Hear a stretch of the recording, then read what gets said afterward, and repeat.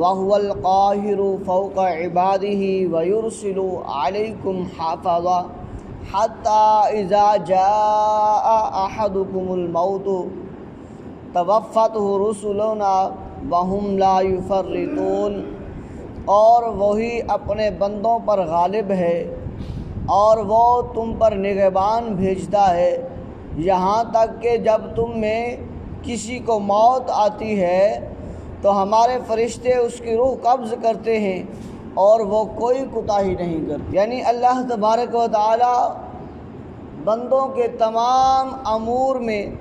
ہر طرح سے تصرف کرنے کی قدرت رکھتا ہے، اور وہی عطا کرتا ہے، وہی اپنی عطا روکتا ہے، وہی ملاتا ہے، وہی توڑتا ہے، وہی نفع و نقصان پہنچاتا ہے، وہی عزت و ذلت دیتا ہے، وہی زندگی اور موت دیتا ہے، اور اس کے فیصلے کو رد کرنے والا کوئی نہیں، اس کے علاوہ اور کوئی جائے پناہ نہیں ہے۔ ایک اور مقام پر مالک کریم ارشاد فرماتا ہے وَإِن يَمْسَسْكَ اللَّهُ بِضُرٍّ فَلَا كَاشِفَ لَهُ إِلَّا هُوَ وَإِن يُرِدْكَ بِخَيْرٍ فَلَا رَادَّ لِفَضْلِهِ يُصِيبُ بِهِ مَن يَشَاءُ مِنْ عِبَادِهِ وَهُوَ الْغَفُورُ الرَّحِيمُ، اور اگر اللہ تجھے کوئی تکلیف پہنچائے تو اس کے سوا کوئی تکلیف کو دور کرنے والا نہیں،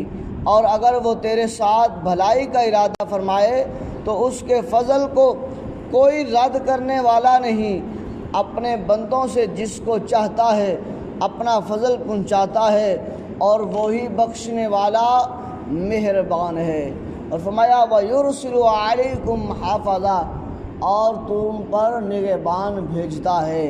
ان سے مراد دو فرشتے ہیں جو بنی آدم کی نیکی اور بدی لکھتے ہیں، اور انہیں جو ہے وہ کرامن کاتبین کہتے ہیں۔ جو بندہ نیکی کرتا ہے وہ فرشتہ نیکی لکھ لیتا ہے، اور جو بندہ گناہ کرتا ہے، بدی کرتا ہے، تو دوسرا فرشتہ جو ہے وہ اس کا وہ گناہ لکھ لیتا ہے۔ تو کل قیامت کے دن کیا ہوگا؟ نامہ اعمال دیا جائے گا۔ اس نامہ اعمال میں اگر نیکیاں زیادہ ہوں گی تو دائیں ہاتھ میں نامہ اعمال مل جائے گا، اگر برائیاں زیادہ ہو گئیں، بدیاں زیادہ ہو گئی تو پھر نامہ اعمال جو ہے وہ بائیں ہاتھ میں مل جائے گا۔ جس کو دائیں ہاتھ میں نامہ اعمال مل گیا وہ کامیاب ہو گیا، اور جسے بائیں ہاتھ میں نامہ اعمال مل گیا وہ ناکام ہو گیا۔ اللہ اکبر۔ تو پتہ یہ چلا کہ اللہ وحدہ لا شریک کی عبادت کرنی چاہیے، کہ جو کچھ ہوتا ہے وہ اسی کی طرف سے ہوتا ہے، اور موت اٹل ہے، اس نے آنا ہے۔ دنیا کے جتنے جو ہے وہ رنگ رنگین میں جو ہے وہ کھو جائیں، مال و دولت اکٹھا کر لیں، لیکن اللہ تبارک و تعالی فرماتا ہے جو ہم نے محافظ بھیجے ہیں، یہ بھیجنے ہیں، جو آتے ہیں، یعنی کہ موت والا فرشتہ وہ وقت پر آتا ہے، وہ اس میں جو ہے وہ کوئی کوتاہی نہیں کرتے۔ جس طرح ایک بادشاہ بڑا مال اکٹھا کرتا ہے، مال و دولت اکٹھا کر کے، ہیرے جواہرات اکٹھا کر کے جو ہے وہ اپنی بادشاہت، اپنا گھر محلات کو تیار کرواتا ہے، بڑا عالی شان جو ہے وہ مال تیار کرنے کے بعد جو ہے دروازے کے اوپر، گیٹ کے اوپر جو ہے نگہبان بٹھاتا ہے، پہرے دار بٹھاتا ہے، بڑا جو ہے وہ چوکیدار، دیگر جو ہے وہ بڑے بڑے جو ہے وہ عہدے والوں کو بٹھاتا ہے، سپاہی لگا لیں، فوجی لگا لیں، کوئی لگا لے، بڑے بڑے جو ہے وہ پہرے دار بٹھانے کے بعد جو ہے ان کو کہ اب ایسا کریں، کچھ لوگ جو ہے وہ بڑی دعوت کا اہتمام کریں، کھانے پینے کا جو ہے وہ وافر سامان ہونا چاہیے، اور پھر جو ہے جب کھانا تیار ہو جاتا ہے، پھل جو ہے وہ آ جاتے ہیں، سب کچھ آنے کے بعد وہ کہتا ہے اب ایسا کریں میرے رشتہ داروں کو بلاؤ، میرے رشتہ داروں کو بلاؤ، اور پھر انہیں یہ کھلاؤ،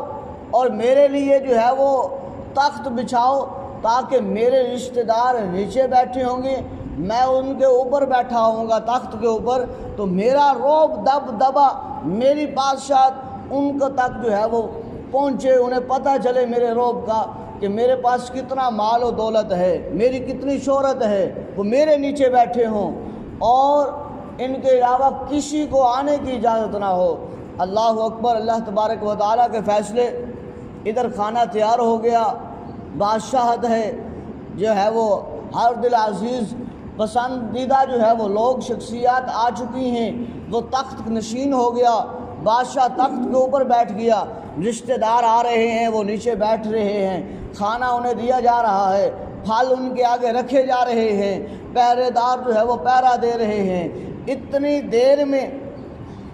دیر میں ایک پھٹے پرانے کپڑے پہنے ہوا ایک شخص جو ہے، فقیر نما ایک شخص جو ہے وہ دروازے پر آ جاتا ہے،